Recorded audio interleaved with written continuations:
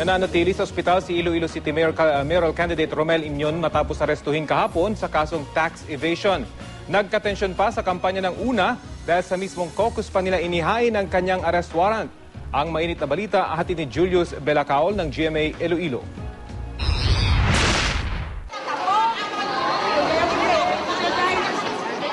Nagkagulo ang mga taga-suporta ng Team GYG o Gonzales Inyon Ganzon dito sa gym ng Barangay Bitoon New Site sa distrito ng Haro habang nagsasagawa sila ng caucus kahapon.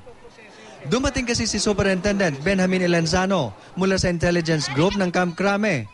Bit-bit ang warrant of arrest laban kay United Nationalist Alliance Mayoral Tibet Romel Inyon para sa kasong tax evasion.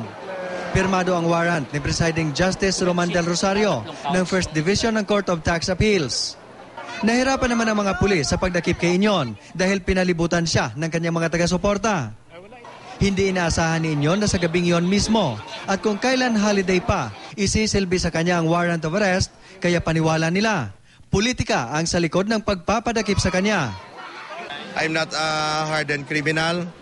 No, I'm a very visible person diri sa Iloilo.